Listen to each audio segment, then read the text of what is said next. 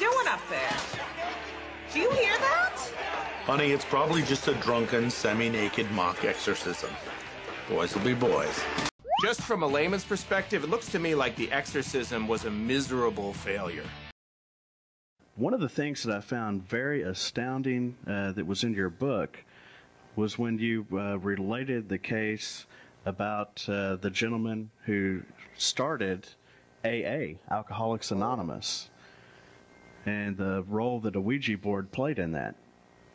Do you want me to mention a little bit about that? Yes, sir. Okay. As I was getting this subject, many times people think this whole thing just relates to children or people that aren't too well known or just no one that you'd be concerned about. But as I was investigating this, I came across the material actually published by Alcoholics Anonymous. And in their own material, they talk about Dr. Bob Smith and Bill Wilson.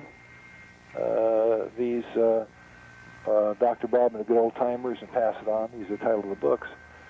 And I was amazed to find the place that spiritualism generally and the Ouija board specifically played in the early years of Alcoholics Anonymous. And do you have my book handy there? Yeah, sure do. Turn to page 66. And okay. You might just read that to the folks out there.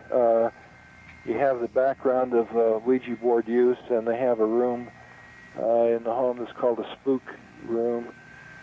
And then you have his own description of what took place on page 66. First, starting at the top of the page, yes.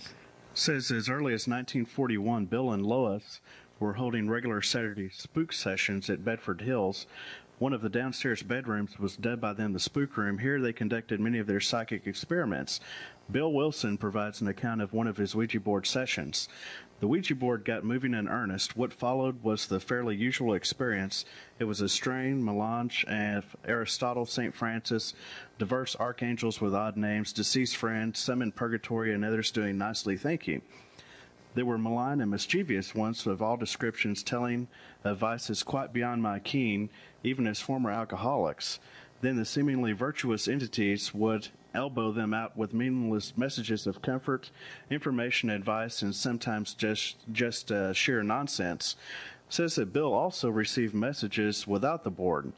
His wife describes one of these sessions.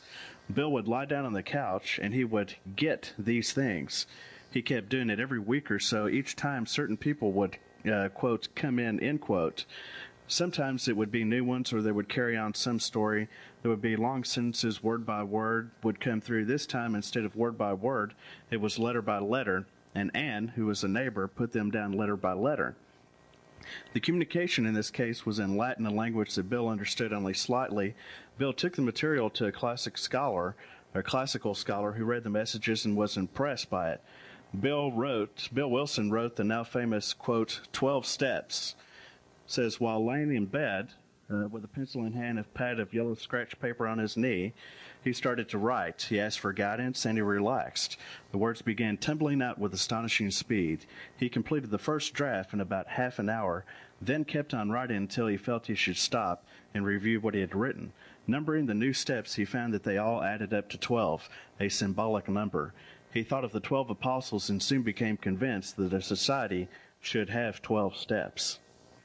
It's interesting, the last paragraph treating this subject, Tom was a regular at the seances and maintained that Bill and Dr. Bob believed vigorously and aggressively that working away at spiritualism, it was not just a hobby. It related to AA because the big problem in AA is that for the materialists, it's hard to buy the program. In other words, they were trying to bring in some spiritual dimension, and this is the way they were doing it. In Alcoholics Anonymous, and we've got the famous 12 steps. It sounds like he used automatic writing to come up with the whole thing. Quote says, I'm not saying it was, but it sure made a person sympathetic to channeling speculate. By this description, could it be that Bill went into his meditative state and used automatic writing to channel the 12 steps? It sounds so much like automatic writing at that point. It's very interesting. Now this 12 steps, isn't that used by a lot of psychology groups and doctors? Groups and New Age groups. And whatever they put in content, you have 12 steps all over the place now. Huh. And it just comes right. This all reminds me of one of the best-selling Christian books to ever to come down. You find it on a bestseller list in many Christian bookstores throughout the decade, I guess. It's called God Calling. I've written on that. Yes. This book is a bestseller. I've had it removed from several Christian bookstores now, but they usually have it on their shelf wherever you go. And it's interesting that here's a book, God Calling, and it was translated entirely by automatic writing and communication with the spirits. And, of course, as you look at it, you find that the words for God are very vague and nebulous. You can kind of... Excuse me? Like divine mind and something. Right. Which is exactly the same with the whole aspect of Alcoholics Anonymous.